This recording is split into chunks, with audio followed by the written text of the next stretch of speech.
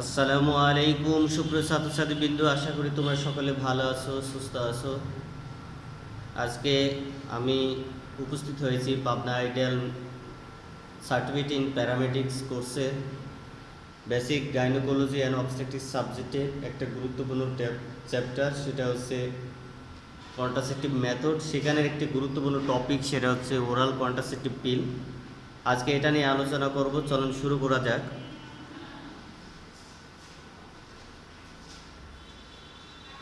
Oral contraceptive পিল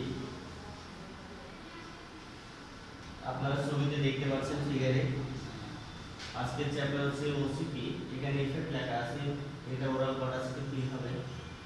তো আমরা প্রথমে ডেফিনিশনে যাই যে ওরাল কন্ট্রাসেপটিভ পিল বা ওসিপি। আগে কন্ট্রাসেপটিভ মেথড বলতে আমরা কি বুঝি? যে যে মেথডের মাধ্যমে আমরা প্রেগন্যান্সিকে প্রিভেন্ট করতে পারি, প্রেগন্যান্সিকে প্রতিরোধ করতে পারি, গর্ভত্যাগের নিরোধ করতে পারি, সেটাকে কিন্তু আমরা কন্ট্রাসেপটিভ মেথড বলি। সেখানে যে হরমোনাল মেথড, সেখানে মুখে খাবার যে বলি, সেটা হচ্ছে ওরাল কন্ট্রাসেপটিভ পিল, যার মাধ্যমে আমরা প্রেগন্যান্সিকে প্রিভেন্ট করতে পারি। তাহলে আমরা প্রথমে ডেফিনিশন দেখি যে the combined oral pill is one of the major spacing method of contraception।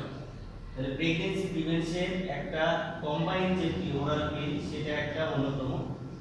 The most commonly used oral contraceptive are the combination of estrogen and progesterone। বেশিরভাগই যে মুখের যে কন্ট্রাসেপটিভ পিল, সেটা কিন্তু দুইটা উপাদান দ্বারা গঠিত হয়, সেটা হচ্ছে estrogen and progesterone. Single hormone দিয়েও তৈরি হয়, যেটা আমরা মিনি পিল বাজারে পাই, যেটা প্রোজেস্টেরন কন্টেনিং পিল, যেটা মিনি পিল, সেটাও পাওয়া যায়। এর বেশিরভাগই হচ্ছে কম্বাইন্ড পিল। আমরা ইন্ডিকেশন অফ ওরাল কন্ট্রাসেপটিভ পিলে দেখি যে ওর এক নাম্বার আছে কন্ট্রাসেপশন এন্ড ফ্যামিলি প্ল্যানিং। এটা আমরা প্রেগন্যান্সি প্রিভেনশন করার জন্য এবং পরিবার পরিকল্পনার জন্য করে থাকি। দুই নাম্বার আছে পলিসিস্টিক ওভারি সিনড্রোম। তো ওভারিতে অনেকগুলো এরকম সিস্ট তৈরি হয়। সিস্ট আপনারা জানেন প্যাথোলজিক্যাল ফ্লুইড ফিল স্যাক, অর্থাৎ একটা থলে যেখানে ফ্লুইড জমা থাকে, সেটাকে আমরা সিস্ট বলি।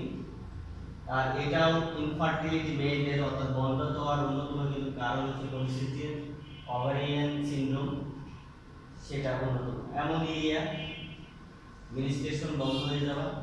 অ্যাডিনোমায়োসিস, অর্থাৎ মায়োমেট্রিয়াল যে টিস্যু, অর্থাৎ সেইটা যদি অন্য জায়গায় তৈরি হয়। ডিসমেনোরিয়া আছে পেইনফুল মিনিস্ট্রেশন। ইন্ডোমেট্রিওসিস, অর্থাৎ ইন্ডোমেট্রিয়াল লাইনিং যে সেল, সেটা যদি মায়োমেট্রিয়ামে যদি তৈরি হয়, সেটাকে আমরা বলি ইন্ডোমেট্রিওসিস। তারপরে মেনস্ট্রুয়াল ক্রাম্পস, যে মাসিক সময় হচ্ছে ক্রাম্পিং পেইন, যেটা বলে কামড়ানো ব্যথা, মোচড়ানো ব্যথা। আর মেনোরেজিয়া আছে মিনিস্ট্রেশনে বেশি ব্লিডিং হয়। তাহলে এইগুলোইতে আমরা ইউজ করতে পারি কি ওসিপি, ওরাল কন্ট্রাসেপটিভ পিল। এবার আসে অ্যাডভান্টেজ অফ ওসিপি, যে ওরাল কন্ট্রাসেপটিভ পিল মুখের যে গর্ভনিরোধক বড়ি, সেটা কি সুবিধা আছে? সুবিধা হচ্ছে এক number contraceptive effect almost 100% effective. এটা 100% কিন্তু কার্যকরী কন্ট্রাসেপটিভ হিসাবে, অর্থাৎ গর্ভ প্রেগন্যান্সি প্রিভেনশন করার ক্ষেত্রে এটা 100% কার্যকরী। Non contraceptive effect OCP may give, অর্থাৎ কন্ট্রাসেপটিভ বাদে যেগুলো ইফেক্ট আছে, যেমন OCP may give protection against 6 disease. Oral contraceptive pill আমাদের কি 6টা রোগের বিরুদ্ধে নিরাপত্তা দেয়। প্রথম হচ্ছে benign breast disorder including fibroadenoma and fibrocystic disease. যে মেয়েদের ব্রেস্টে স্টোনে যে ফাইব্রোঅ্যাডেনোমা, যেটা যে স্মুথ একটা ম্যাশ হয়, পিণ্ড হয়, যেটা এপাশ ওপাশ মুভমেন্ট করে, এটা ইয়াং মেয়েদের হয় ফাইব্রোঅ্যাডেনোমা। আর একটু যারা কোল্ড অথবা বাচ্চা জন্ম দিচ্ছে এরকম মহিলাদের ফাইব্রোসিস্টিক ডিজিজ হয়। তাহলে এইটা প্রিভেনশনের জন্য খুব গুরুত্বপূর্ণ ভূমিকা পালন করে ওরাল কন্ট্রাসেপটিভ পিল।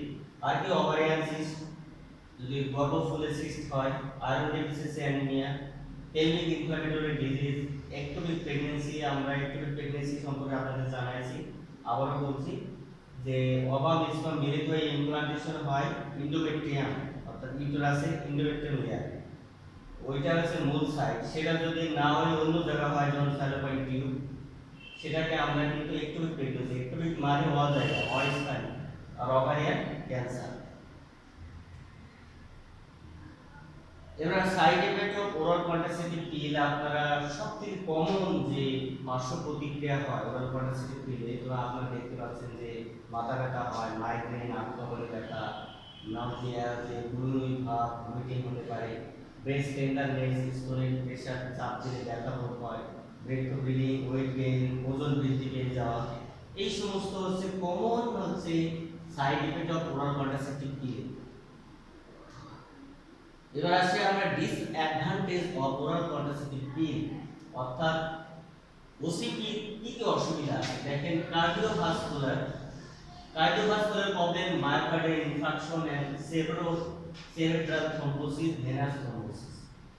অর্থাৎ কার্ডিওভাস্কুলারে গুরুত্বপূর্ণ একটা অসুবিধা তৈরি করে যে পিল খেলে দেখা যাচ্ছে যে হেডে যে চর্বি জমা হয়ে পথ বন্ধ হয়ে যায়, যাতে যেটা হার্টের করোনারি আর্টারি যদি জমে তাহলে আমাদের হার্ট অ্যাটাক হতে পারে, যেটাকে আমরা মায়োকার্ডিয়াল ইনফারকশন বলি।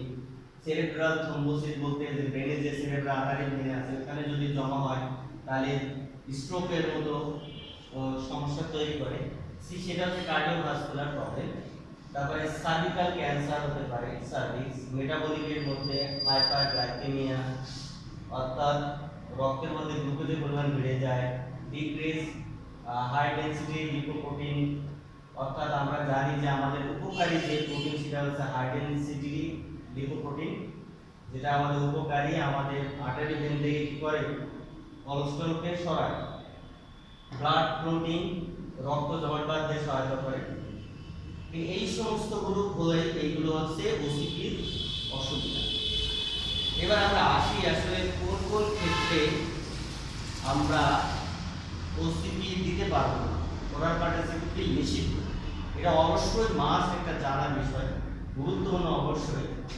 কোন কোন ক্ষেত্রে আমরা মুখে পিল দিতে পারবো না, দেখেন অ্যাবসলিউট কন্ট্রাইন্ডিকেশন আর রিলেটিভ, পুরোপুরি যে সমস্যাগুলো থাকলে আমরা দেবই না সেগুলো, যেমন cancer of breast and genitalia, যদি স্তনে কোনো ক্যান্সার থাকে এবং সার্ভিক্স, জরা, ইউটেরাসে ক্যান্সার থাকে, লিভার ডিজিজ যদি থাকে, থ্রোম্বোএম্বোলিজম, আর্টারি বা ভেনের সেরেব্রাল ও করোনারি আর্টারি যদি থ্রোম্বোএম্বোলিজম অর্থাৎ কোনো ফ্যাট, কোনো রক্ত জমা বেঁধে যায়, এরকম কিছু থাকলে, সেরেব্রোভাস্কুলার ডিজিজ, স্ট্রোক যদি আগে হিস্ট্রি থাকে সেই স্ট্রোক হয়েছিল, এরকম ইসকেমিক হার্ট ডিজিজ, আগে হার্ট অ্যাটাক হয়েছিল কিনা, মায়োকার্ডিয়াল ইনফারকশন, এরকম রোগীকে দেওয়া যাবে না। Pregnancy, vaginal bleeding of unknown cause, যদি ভ্যাজাইনাল ব্লিডিং হয় সেটা যার কারণ জানা যাচ্ছে না, সেক্ষেত্রেও কিন্তু আমরা ওসিপি দিতে পারবো না। আর রিলেটিভলি আছে কি কি, যেগুলি অল্প ক্ষেত্রে, যেমন যদি মাইগ্রেন থাকে, আমরা আগে জানি যে ওসিপি সাইড এফেক্ট হচ্ছে মাথা ব্যথা হয়, তাহলে এমনি মাথা ব্যথা ওনার বা মাইগ্রেনের সমস্যা আছে, তারপরে যদি আপনি